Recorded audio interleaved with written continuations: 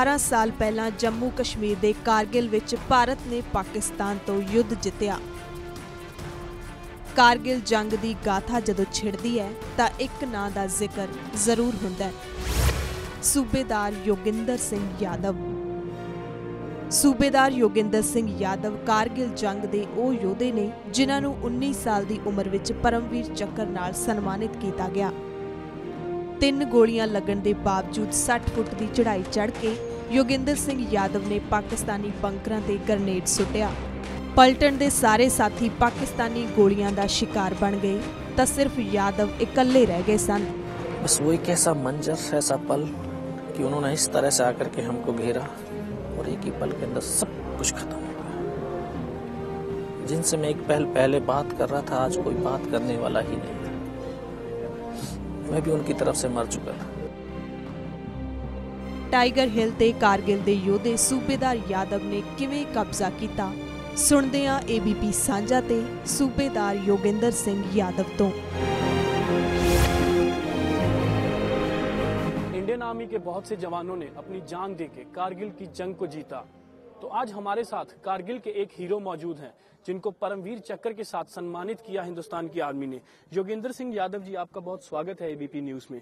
मैं बहुत बहुत धन्यवाद आपका और सभी को जय हिंद कहता हूँ। कारगिल की लड़ाई कोई आसान लड़ाई तो नहीं थी? नहीं, कारगिल की लड़ाई एक आसान लड़ाई नहीं थी, क्योंकि इस लड़ाई के लिए पहले से कोई प्रिपरेशन नहीं, तैयारी नहीं थी। अचानक से फौज को एकदम से इतनी हाइट्स, जहां पर मौसम की मार और कोई स्पेशल इक्विपमेंट नहीं, क्लोथिंग नहीं, तो लेकिन इन सब के बावजूद भी लड़ाई के लिए जरूरी होता है एक सैनिक के अंदर जज्बा, और वो देश के सैनिकों के अंदर होता है। तभी उस जज्बे, उस जुनून के तहत हमारे सैनिकों ने कंधे से कंधा और कदम से कदम मिला करके उन ऐसी दुर्गम पहाड़ियों पर जहां पर पाकिस्तान ये सोच भी नहीं सकता था कि हम वापस चले जाएंगे, उनको वहीं पर मौत के घाट उतार दिया था। बहुत सारी प्लानिंग चलती होगी आपकी आपस में कि दुश्मन है लेकिन दिखाई नहीं दे रहा है, ट्रेस नहीं हो रहा है, गोली निकलती है लेकिन ये नहीं पता कहां से निकल रही है, कितनी दूर बैठा है। तो उस वक्त दिमाग में क्या चलता था? उस समय दिमाग में सिर्फ एक ही चीज होती है, जो हमारे एक जो आर्मी का, रेजिमेंट का और यूनिट का जो हमारा एक मोटो है। जैसे एक भारत माता की जयकार पुकारते हैं तो एक शरीर के अंदर रोंगटे खड़े हो जाते हैं अपने मातृभूमि को समर्पित होने के लिए। ठीक उसी प्रकार से एक रेजिमेंट का नारा होता है, सर्वदा शक्तिशाली हमारा एक रेजिमेंट का नारा है। जब सर्वदा शक्तिशाली, हर जगह हमेशा विजय होना है, तो अपने साथियों के साथ मैं अपने साथी को देखता हूं कि मेरा साथी जो है आगे जा रहा है, वो मेरी पीठ, सीने को सेफ कर रहा है, तो मेरा दायित्व तो बनता है उसकी पीठ को सेफ रखना। और इसी जो हमारा एक लय बनती है, इसी हमारे एक जो लगाव बनता है, उस लगाव के तहत हम आगे बढ़ते जाते हैं। और हमारे माइंड के अंदर सिर्फ और सिर्फ अपना वो काम रहता है, वो टास्क रहता है कि किसी भी हालत में और किसी भी परिस्थिति में उस टास्क को जरूर पूरा करेंगे। कहानी उस पहाड़ी की सुनाइए जहां पे योगेंद्र सिंह यादव ने अपना झंडा लहराया था। वो टाइगर हिल द्रास सेक्टर की सबसे ऊंची चोटी थी। वैसे तो जो है हर चोटियों के ऊपर दुश्मन ने पूरा अपना जमावड़ा लगा रखा था, लेकिन धीरे धीरे हिंदुस्तान की सेना ने हमले कर करके उनकी ताकत को कमजोर करते गए और हर पहाड़ी के ऊपर हमने कब्जा जमा लिया। लेकिन सबसे ऊंची चोटियां अभी भी उनके कब्जे में थी। तो उस ऊंची चोटी कब्जे होने की वजह से वो नीचे वाली चोटियों के ऊपर बहुत भारी तादाद में बम्बारमेंट करके नीचे वालों के पास बहुत ज्यादा कैजुअलिटी कर रहे थे। तो जरूरी था कि टाइगर हिल को कैप्चर करना। तो हमारे battalion commander colonel Kushal Chand Thakur साहब ने जब उनको टास्क मिला कि टाइगर हिल को जीतना है, उससे पहले हमारे 2 अफसर, 2 जूनियर कमिश्नर और 21 जवान शहादत दी थी तोलोलिंग पहाड़ी के लिए। तो हमारे लिए एक और सौभाग्य हमारी इंडियन आर्मी ने दिया कि अपने साथियों का बदला लेने का एक और मौका हमें भी दिया। तो इसी जुनून के साथ में हमने टाइगर हिल के लिए तैयारी शुरू की। तो मैं आपको ये भी बताना चाहूंगा कि मैं उस समय मात्र 19 साल का था और 2.5 साल की सर्विस थी। कोई उम्र का भी अनुभव नहीं था, लेकिन और न ही सर्विस का तजुर्बा था। सिर्फ एक जुनून था अपने देश के लिए कुछ कर गुजरने का। तो उस समय जो हमारे एक घातक प्लेटून को बनाया गया, तो हमारा एक लेफ्टिनेंट बलवान सिंह उस समय कमीशन होकर के आए थे, उनको उस टुकड़ी की कमांड दी गई। हमने 3-4 दिन का हमें रिहर्सल का समय मिला और आखिरकार हमने चढ़ना शुरू किया। उस पहाड़ी पे सिर्फ रात को चढ़ सकते थे, दिन में नहीं। क्योंकि दुश्मन दूर तक हमें आसानी से देख करके बर्बाद कर सकता था, इसलिए रात को चढ़ते थे। और मौसम बिल्कुल -20 डिग्री टेम्परेचर, बर्फीला तूफान, ऊपर से दुश्मन की आर्टिलरी के बम्बारमेंट, इन सब के बावजूद हम निडर होकर के 2 रात 1 दिन चलते रहे। तीसरी रात का समय आज भी वो मेरे जहन के अंदर ऐसा लगता है कि जैसे अभी बीता हो। सुबह का वक्त था, सिर्फ हम अपनी टुकड़ी को लेकर के ऊपर की तरफ चढ़ रहे थे, तभी दोनों तरफ से दुश्मन का फायर आया। हमारे रास्ता कट ऑफ हो गया। केवल हम 7 जवान ऊपर पहुंच पाए। ऊपर पहुंचते हैं तो 7 जवान, सामने दुश्मन के 2 बंकर्स, 7 जवानों ने जाकर के आधाधुंध फायरिंग किया और उसमें बैठे हुए पाकिस्तान के तमाम सैनिकों को मौत के घाट उतार दिया। जब फर्स्ट लाइट हो गई थी तो ऊपर जो दुश्मन जो टॉप था टाइगर हिल का, वहां पर 50-60 मीटर रहा होगा, तो टॉप देखा कि यहाँ तक हिंदुस्तान की सेना पहुंच गई है। इतना जबरदस्त हमारे ऊपर गोलाबारी शुरू किया कि हम ऐसी परिस्थिति में थे कि 1 कदम आगे रखते हैं तब भी हमारी मौत थी और 1 कदम पीछे रखते हैं तब भी हमारी मौत थी। लेकिन हिंदुस्तान का सैनिक, चाहे उसका शरीर पूरा गोलियों से छलनी क्यों ना हो जाए, चाहे उसकी आखिरी सांस ही क्यों ना बची हो और चाहे उसका रक्त का आखिरी कतरा ही क्यों ना हो, उसके कदम हमेशा दुश्मन की तरफ बढ़ते हैं। रीइंफोर्समेंट की कोई आस नहीं थी, वहां पे कैजुअलिटीज होती जा रही थी, तो तब दिमाग में क्या प्लानिंग चल रही थी कि कैसे कैप्चर करना और कैसे होल्ड करके रखना पोस्ट को? बस यही उस टाइम पे यह था कि हमारे पीछे से हम बिल्कुल कट ऑफ थे, कोई रीइंफोर्समेंट आने वाला नहीं था। लेकिन जब तक हमारी सांस है और जब तक हमारे पास अम्युनिशन है, हम दुश्मन को मारते रहेंगे, इस जमीन को छोड़ेंगे नहीं। बस उसी उद्देश्य से हम चुपचाप वहां पर लड़ते रहे और सोचते रहे कि मरना ही तो है, लेकिन मरने से पहले जितने ज्यादा से ज्यादा हम पाकिस्तानियों को मार सकते हैं हम मारेंगे। हम वहां से लड़ते रहे, 5-6 घंटे हो गए लगातार फायरिंग करते हुए दुश्मन के। तो धीरे धीरे अम्युनिशन तो खत्म होना ही था। दिमाग में ये मान लिया था कि या तो यहाँ पे मर के जाएंगे या मार के जाएंगे। बिल्कुल, ये तो निश्चित था कि यहाँ से जाना है या तो जीत करके जाना है या शहीद होकर के जाना है, बाकी वैसे नहीं जाना है। बहुत से जवान आपके साथी इस रास्ते में टाइगर हिल में खोए ने आपने, तो उनकी कुछ कहानी सुनाइए। तो तब हम जब वो दुश्मन को लगा कि अब इनका अम्युनिशन खत्म हो गया है, तो हम 6 जवान थे, 7 थे एक साथ, तो हमने फायर बंद कर दिया। तो उनकी 10-12 जवान, सिर्फ आज ही का जैसे मौसम है ऐसा ही मौसम था, तो 10-12 जब पाकिस्तान के जवान सिर्फ ये देखने के लिए कि हिंदुस्तान के जवानों की संख्या कितनी है, जिंदे हैं या मर गए हैं। जो हमारे नजदीक आए तो हम 3-4 जगह पर बैठे हुए थे अलग अलग, तभी हमने एक साथ फायरिंग खोला। उनमें से 1-2 बचा होगा, बाकी सबको मौत के घाट उतार दिया। लेकिन 1-2 जो बचा था उन्होंने जाकर के ऊपर बताया कि वहां पर तो 8-10 बंदे हैं हिंदुस्तान के। विदिन 30 मिनट 30 से 35 पाकिस्तान के जवानों दोबारा से हमला कर दिया और इतना जबरदस्त हमला कि उन्होंने जितने भी उनके पास सपोर्टिंग वेपन थे तमाम का फायरिंग, फिर ऊपर से पत्थर फेंकने, ग्रेनेड फेंकने, और धीरे धीरे करके हमारे नजदीक आते रहे। हमारे पास एक सपोर्टिंग वेपन था LMG लाइट मशीन गन, जो वो उनको वो नजर आ गया, तो सीधा ऊपर से RPG का राउंड उसके ऊपर दाग दिया, तो वो भी डैमेज हो गई। उसको चलाने वाले नए जवान थे, उनको आकर के पत्थर लगे, तो हमारा प्लेटून हवलदार ऐसे बैठा हुआ था। मुझे आज भी उनके वो आखिरी शब्द याद हैं कि उन्होंने मुझे आवाज दिया, बोले योगेंद्र इस LMG को उठा करके फेंक। बोले ये LMG के सिवा आज दुनिया में कोई बचाने वाला नहीं है। मैं LMG को उठा करके जैसे अपने प्लेटून हवलदार की तरफ फेंकर मेरी नजर ऊपर की तरफ गई, तो जिस पत्थर से हम फायर कर रहे थे उसी के ऊपर 7 बंदे खड़े। मगर सर ये तो बिल्कुल नजदीक आ गए, कहां पर ये खड़े? इतनी आवाज सुनते सीधा ग्रेनेड हमारे ऊपर फेंका उसने।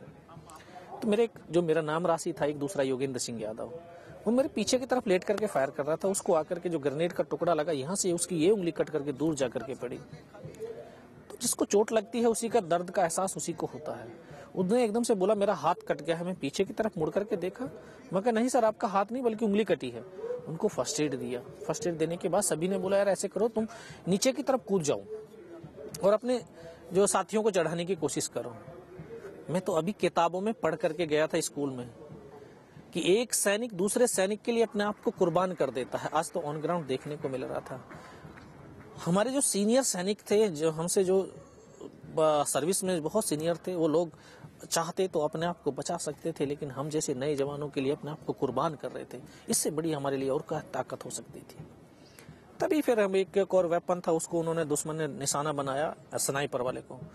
तो एक मेरा ट्रेनिंग का साथी था ग्रेनेडियर अनंतराम। हम दोनों को बोला कि आप लोग वहां पे जाओ, उसकी हेल्प करो। तो जैसे वहां से हरकत हमने किया तो शायद मेरी हरकत उनको दिखाई दी होगी, उन्होंने सीधा फिर ग्रेनेड फेंका, उसका टुकड़ा करके मेरे यहाँ घुटने के नीचे लगा। तो मुझे भी आभास हुआ कि यार घुटने से पैर कट गया। तो मैं ऐसे हाथ मार करके देखा तो लेकिन यहाँ से हाथ तो नहीं, पैर तो नहीं कटा था वो, लेकिन बहुत गहरा घाव था। तो चुपचाप बैठ करके फर्स्ट एड करने लगा। तभी एक और टुकड़ा आया ग्रेनेड का, यहाँ से ये पूरा काट दिया। इसको कटने से जो है चेहरा बिल्कुल सुन्न हो गया, दिखाई नहीं दे रहा था।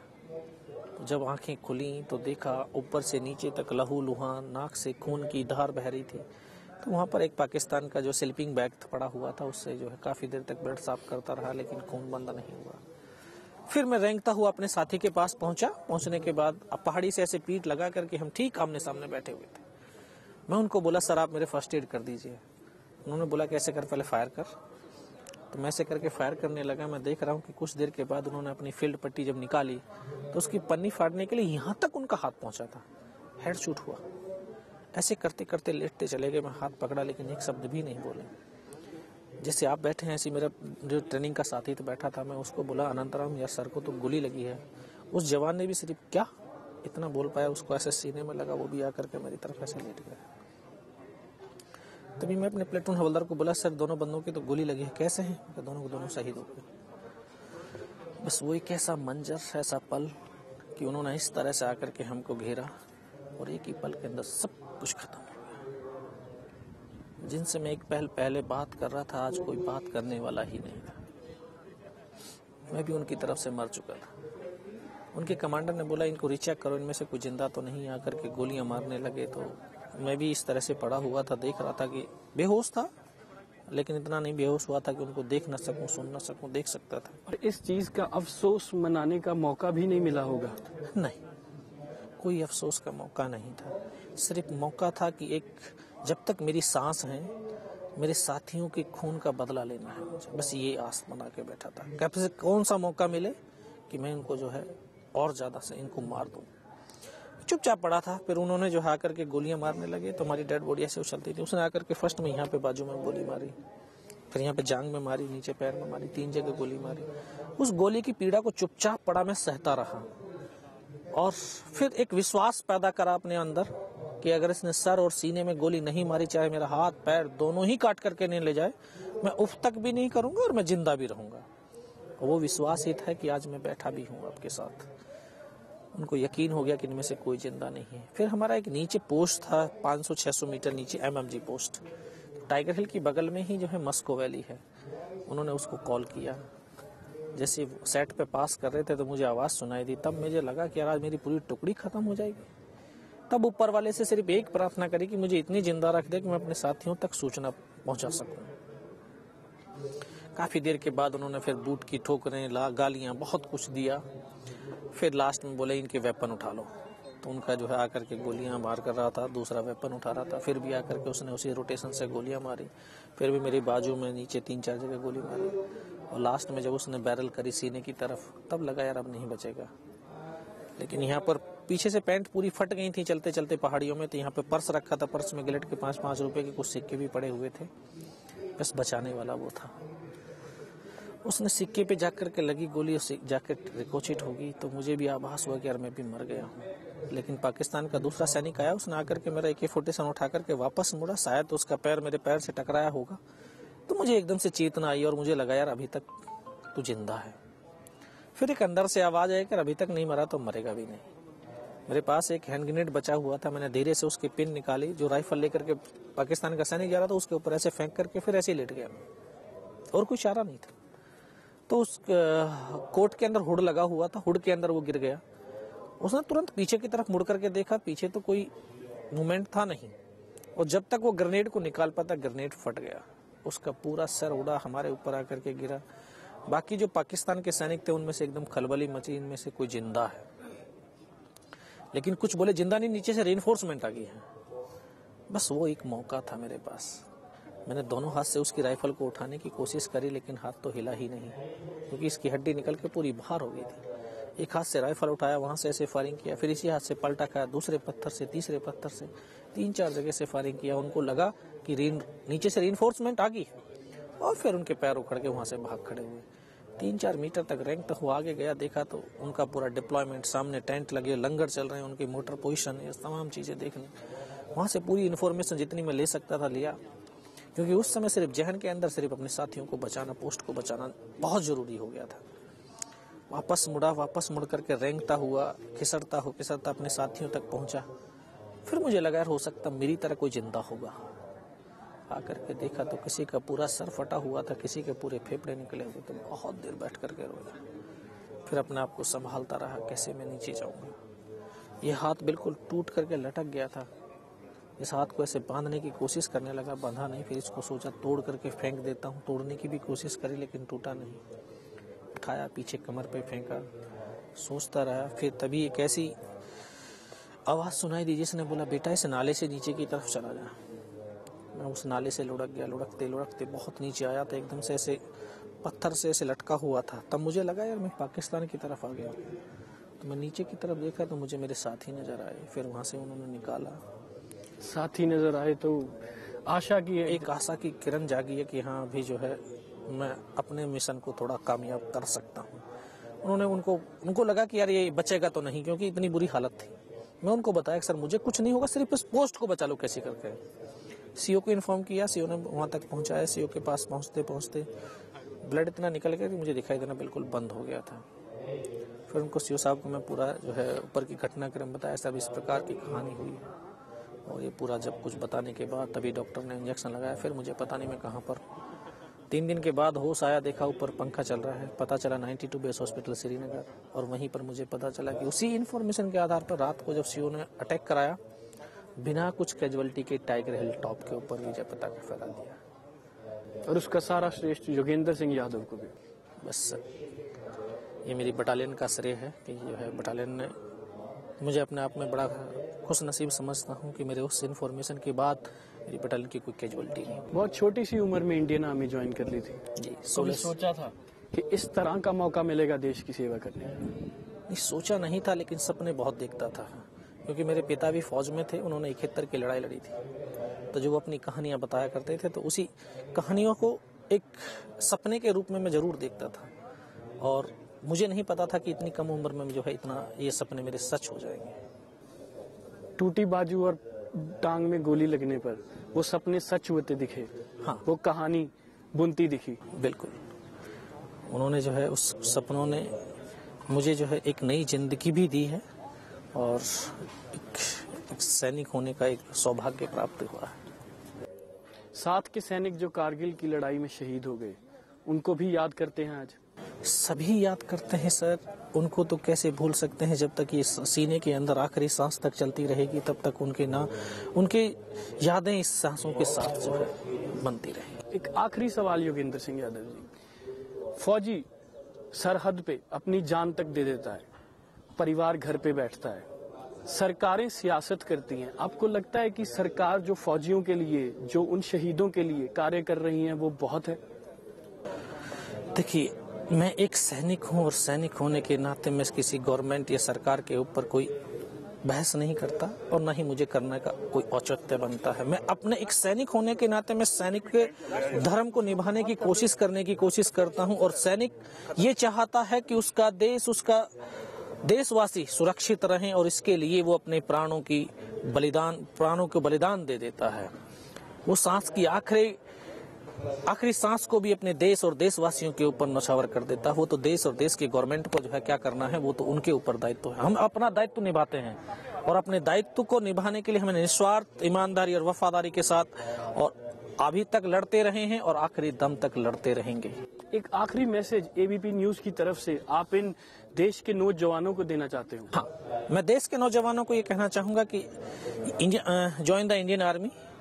इंडियन आर्मी एक ऐसा प्लेटफॉर्म है जो हमारे बहुत नजदीक से आपको राष्ट्रभक्ति, राष्ट्र प्रेम की गौरव गाथाओं से परिपूर्ण एक ये प्लेटफॉर्म है। इसमें आप अपने राष्ट्र के लिए खुद ग्राउंड पे अपने देश के लिए सब कुछ कर सकते हैं। लेकिन अगर ये संभव ना हो सका तो किसी भी सेक्टर में अगर आप जाते हैं तो वहां पर हमेशा ईमानदारी और वफादारी के साथ अपने कर्तव्यों को निर्वाह करें, अपने देश को फर्स्ट रखें। अगर देश फर्स्ट है तो आपके हर काम सच्चे होंगे, ईमानदारी होगी, तब हमारा राष्ट्र बढ़ेगा।